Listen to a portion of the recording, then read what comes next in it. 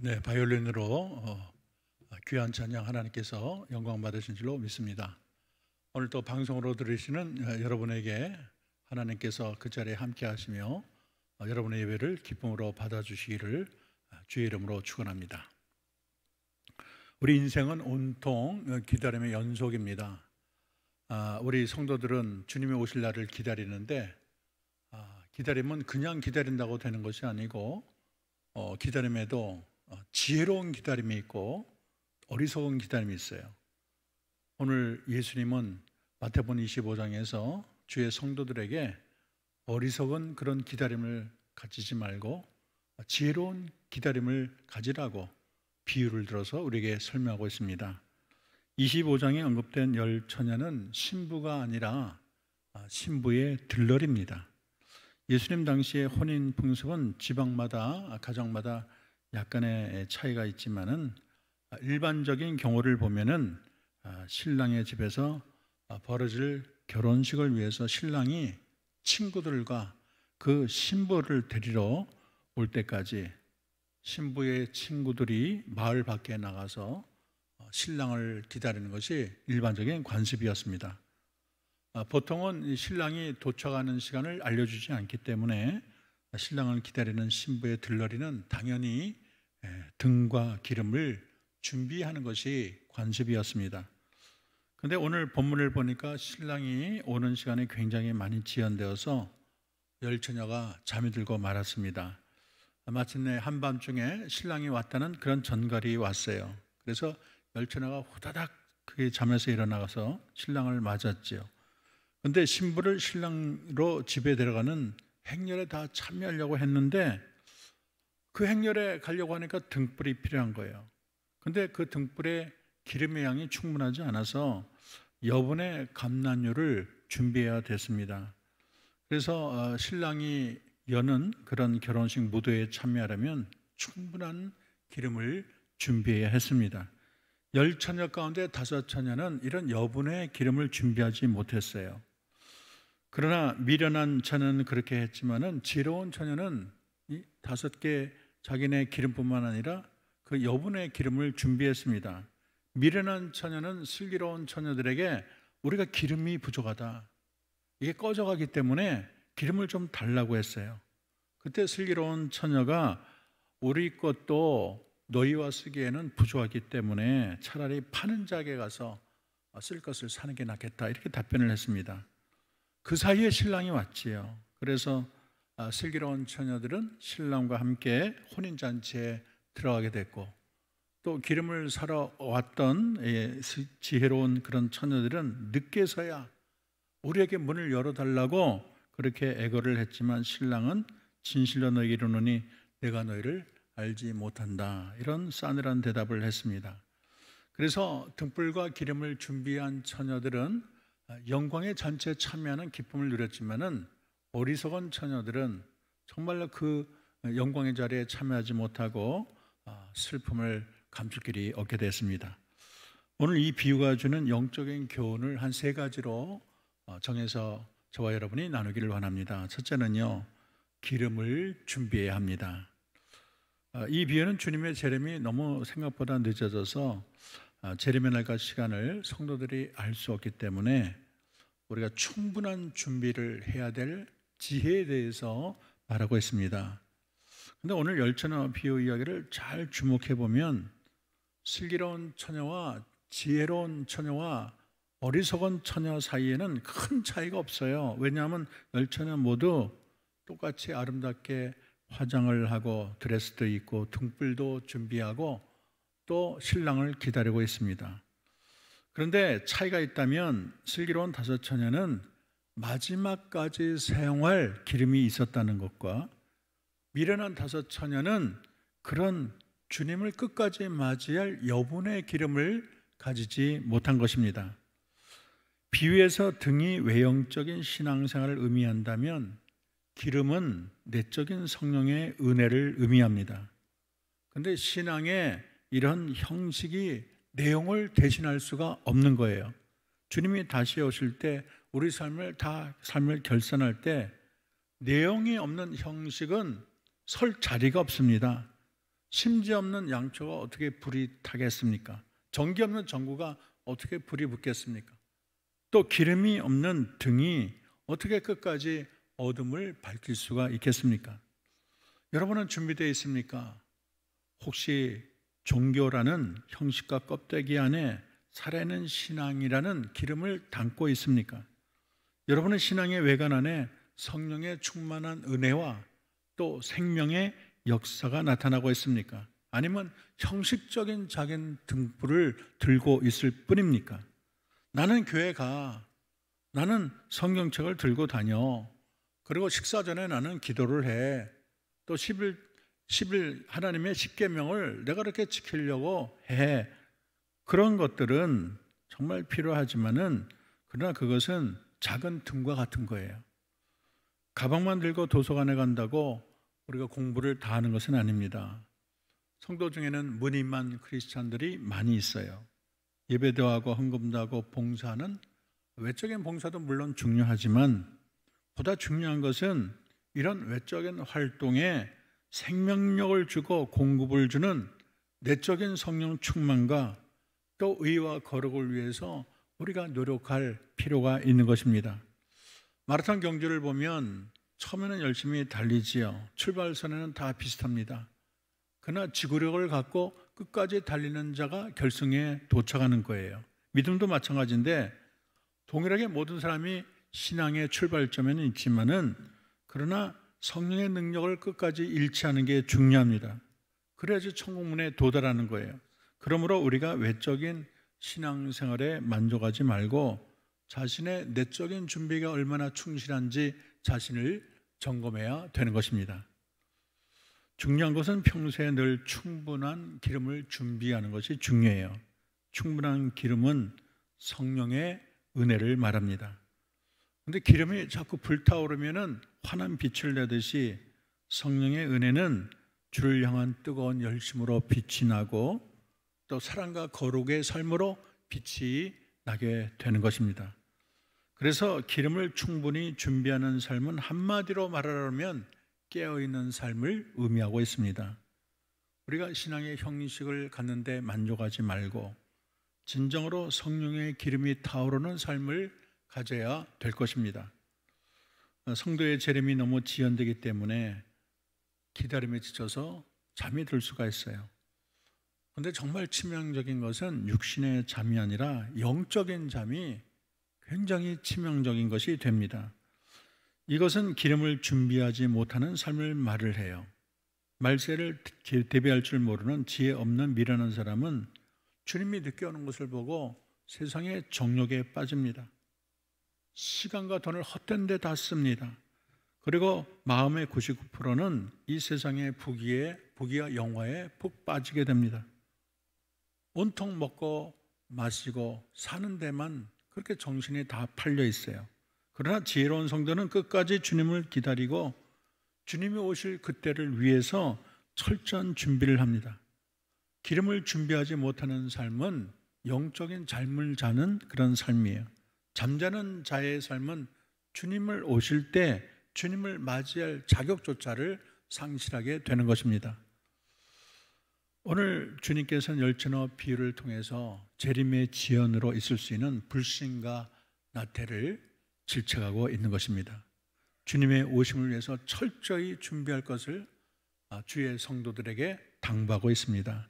이러한 메시지는 오늘날 주님의 재림에 대해서 무감각하거나 주님이 오기는 언제와 이렇게 주님의 오심에 대해서 아무런 감각이 없거나 세상의 정욕에 빠져 살고 있는 사람들에게 꼭 필요한 메시지라고 말할 수가 있겠습니다. 지혜로운 성도는 주님이 오늘 오든 내일 오든 먼 훗날 오든 상관없이 충분한 대비를 해요. 사람들이 주님이 오기는 언제와 그렇게 푸념할 때에도 충분한 대비를 늘 마련하고 있습니다. 언제 오든지 상관없이 성령의 은혜를 충분히 유지합니다. 이것은 한두 번에 반짝하는 그런 신앙을 말하는 게 아니에요. 평소의 생활을 가리켜요. 평소의 성령 충만으로 성경 읽고 기도하고 주님을 사모합니다. 그리고 의와 거룩으로 성령의 빛을 바랍니다. 늘 깨어 있습니다. 기름이 타서 빛을 환하게 비추는 것처럼 넘치는 성령의 은혜가 타올라서 늘 기도에 힘쓰고 사명에 최선을 다하고 의와 거룩의 삶을 살려고 노력하는 것입니다. 두 번째로 신앙의 준비는 누구도 대신할 수 없다는 것을 오늘 본문은 알려주고 있습니다. 신랑이 온다는 소리에 잠이 깨어 등을 준비한 10처녀 가운데 여분의 기름을 준비하지 못한 5처녀는 나머지 처녀에게 기름을 달라고 애걸합니다. 여분의 기름을 준비한 슬기로운 처녀들은 기름을 나눠줄 수 없다고 해요. 어떻게 보면 좀 냉정하지요. 어려울 때 이웃을 도와주는 게 얼마나 훈훈한 미덕인데 5처녀 지혜롭다는 처녀가 자기만 생각할까? 우리가 그럴 수가 있어요. 그러나 그거는 차원이 다른 비유라고 설명할 수 있습니다. 이 냉정한 태도를 본 5처녀는 하나님의 엄중한 책망을 받기보다는 슬기롭다는 칭찬을 받았어요. 그리고 혼인잔치에 참여하는 축복을 누렸습니다. 그렇다면 이들의 행동을 어떻게 해석해야 될까요? 세상에는 사람들에게 나눠줄 수 있는 것이 아니면 나눌 수 없는 것이 있어요. 내가 가진 재산은 나눌 수 있지만 내가 속한 남편과 아내를 나눌 수는 없지 않습니까? 우리는 각자의 믿음으로 구원받고 각자의 행함으로 상을 받습니다. 각자의 믿음과 그 행함을 나눌 수가 없는 거예요. 신앙생활을 열심히 하는 아내를 둔 남편이 우스갯소리로 늘 하는 게 나는 아내 치맛자락 잡고 천당 갈 거야, 이런 말들을 많이 했습니다. 어떻게 보면 재미있는 말이지만은 절대 성경적이 아닌 사고입니다. 성경 천당 가는 티켓은 누구와 나눌 성질이 아니에요. 각자 자신의 믿음으로 천국에 가게 되는 것입니다. 우리나라 신학대학 학장의 아들이 미국에 유학을 갔어요. 신학대학 나온 목사인데 미국 학생들이 아주 솔직하게 질문을 했어요. 당신은 예수를 믿습니까? 그리고 구원을 받았습니까? 그러니까 이분이 참 어떻게 질문이 너무 초보적인 질문을 하니까 우리 아버지가 신학대학 학장입니다, 그렇게 말을 했어요. 그랬더니 그 학생이 정색을 해서 아니 당신 아버지가 신학대 학장 이런 것과 당신이 예수 믿는 것 무슨 상관이 있습니까? 오히려 아주 냉혹하게 질책을 해서 큰 망신을 샀다는 것입니다. 내 신앙은 언제나 내 것이에요. 나의 구원은 나의 구원입니다. 누구도 내 신앙과 나의 구원을 대신할 수가 없는 거예요. 그래서 이 사람의 구원은 지극히 개인적인 문제라고 말할 수가 있습니다. 우리가 명심할 것은 우리의 출생과 죽음을 누가 대신할 수 없는 것처럼 우리의 믿음과 구원 역시 누군가 대체할 수가 없어요. 아버지 신앙으로 내가 천국 가고 내 아내의 신앙 따라서 내 천국 간다, 그런 건 있을 수가 없는 거예요. 그래서 우리의 심판날은 굉장히 고독한 시간이에요. 누구도 나의 심판을 대신할 자가 없어요. 내 영혼의 문제, 생명의 문제, 구원의 문제, 하늘 상급의 문제는 나와 하나님의 1대1의 관계지 누구도 끼어들 수가 없어요. 누가 대신할 수가 없어요. 내가 예수 믿고 구원받고 천국에 가는 것입니다. 세 번째로 마지막으로 신앙의 기회는 언제나 있지 않다는 것을 알아야 되겠습니다. 오늘 11절과 12절이 이렇게 되어 있습니다. 그 후에 남은 처녀들이 와서 이르되 주여 주여 우리에게 열어주소서. 대답하여 이르되 진실로 너에게 이르노니 내가 너를 도무지 알지 못하노라, 그렇게 말을 하고 있어요. 주님이 예상보다 늦게 오니까 잠을 잡니다. 신랑이 오십니다 소리를 듣고 일어났는데 그 예측한 시간이 아니에요. 우리 주님은 도적같이 오신다고 했어요. 도적이 뭐 몇 날 몇 시에 온다고 말하고 오는 도적이 있습니까? 아무도 예상치 못한 그런 시간에 방심할 때 그렇게 도적이 오는 거예요. 근데 여러분, 남의 얘기니까 그렇게 편안히 듣지, 여러분이 심판대 앞에서 주님이 정색을 하고 나는 너를 알지 못한다, 그 얘기를 듣는다면 얼마나 다리가 후들거리고 온 세상이 다 무너진 것 같겠습니까? 그것이 나라면 얼마나 그 시간이 정말 최고 인생의 불행한 시간이 될까요? 여러분, 현신의 권쌤이라고 연세 많은 신부는 다 알 겁니다. 대구에서 신유은사로 유명한데 한때는 1만 명이 모여서 안수기도를 받고 병고침을 받고 이를 통해서 많은 사람이 또 구원을 받았다고 합니다. 이분이 아파서 어느 날 숨을 거두고 그 영혼이 천국을 갔다는 거예요. 가서 보니 자기가 평생 수많은 환자를 고치고 정말 상이 많겠다 생각했는데 자기 집이 계집처럼 조그맣다는 거예요. 그래서 예수님께 물었습니다. 예수님, 저 현신이에요.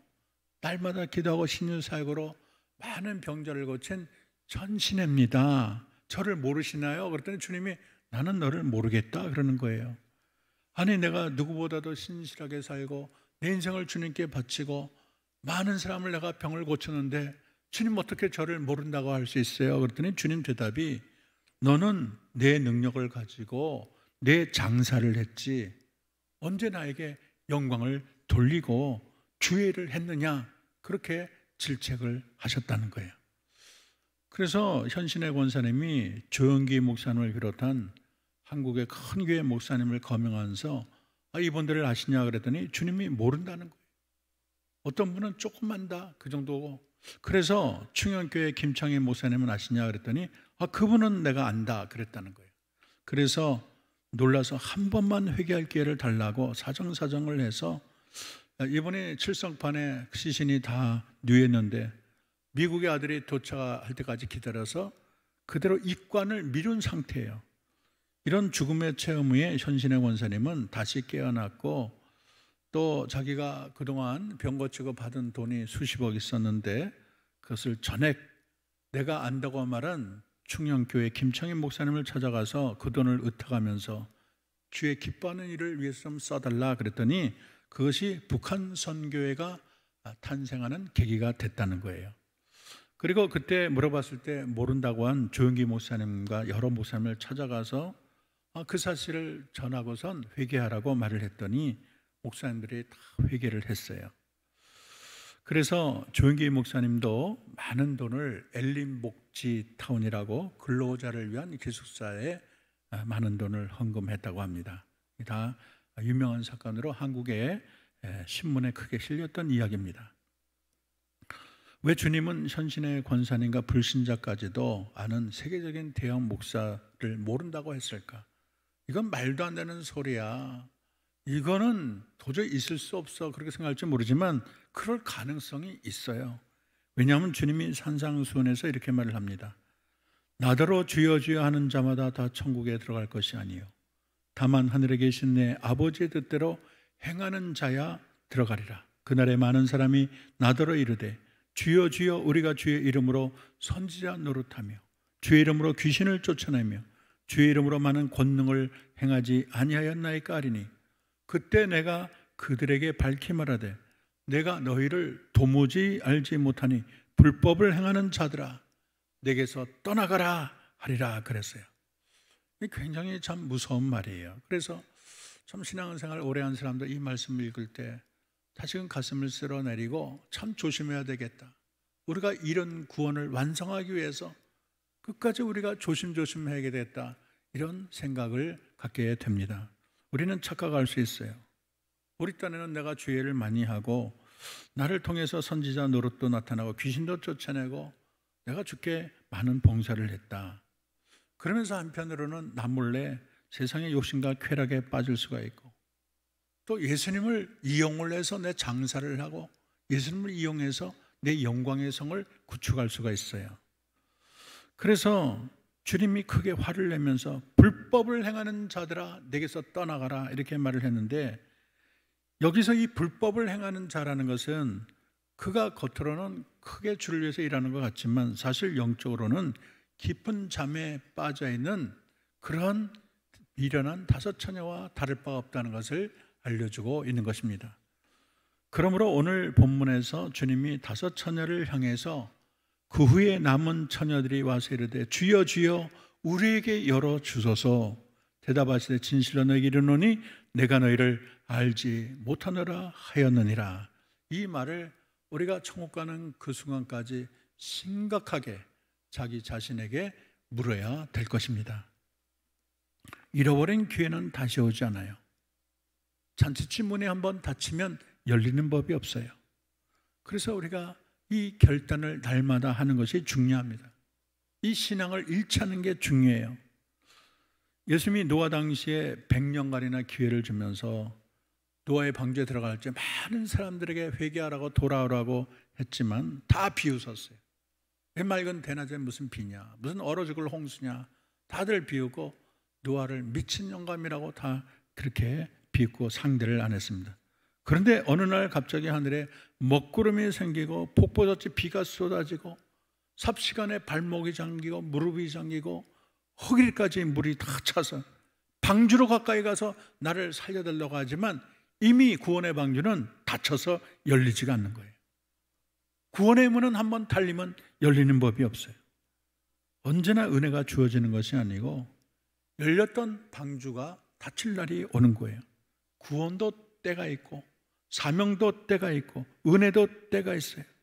그 기회를 놓쳐서는 안 되는 것입니다. 고린도서 6장 2절, 내가 은혜 베풀 때에 너를 듣고 구원의 날에 너를 도왔다 하셨으니 보라 지금은 은혜 받을 만한 때, 보라 지금은 구원의 날이로다. 요한계시록 22장 17절, 성령과 신부가 말씀하기를 오라 하시는도다. 듣는 자도 오라 할 것이요 목마른 자도 올 것이요 또 원하는 자는 값없이 생명수를 받으라 하시더라.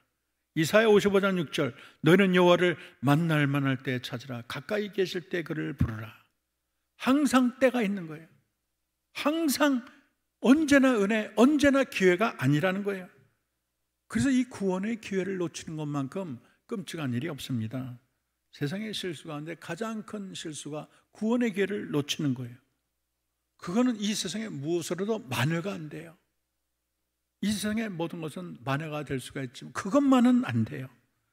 그래서 우리 예수님이 두 손 벌리며 내게 와서 영생을 취하라 그렇게 간절히 말하던 주님조차도 어쩔 수가 없을 때가 오는 거예요. 인자하신 주님이 심판자로 바뀔 때가 와요.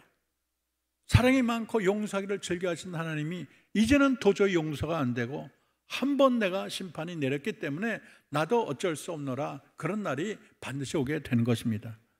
그래서 은혜 받을 때 은혜 붙잡고 구원의 때 구원을 붙잡는 게 최고로 지혜로운 자가 되는 거예요. 하나님의 심판은 더딘 것 같지만 반드시 옵니다. 우리 하나님은 거짓말을 할 수가 없어요. 하나님의 심판은 세상이 두 쪽에 나도 오게 돼 있습니다. 그 시간에 가장 공포의 순간이고 멸망의 순간이겠죠. 그러나 믿는 자에게는 묵묵히 주님을 따르고 섬기는 자는 그날이 승리의 계성가를 부를 때가 되는 거예요. 준비한 자만이 그날을 즐길 수가 있습니다. 말을 맺습니다. 열처녀 비유가 자칫 외형적인 신앙에 빠지기 쉬운 오늘의 신앙인들에게 주는 겸허한 그런 가르침에 우리는 머리를 숙여야 할 것입니다. 열처가 주는 결론적인 교훈은 주님이 한마디로 말하는데 13절에 그런즉 깨어 있으라 너희는 그날과 그때를 알지 못하느니라.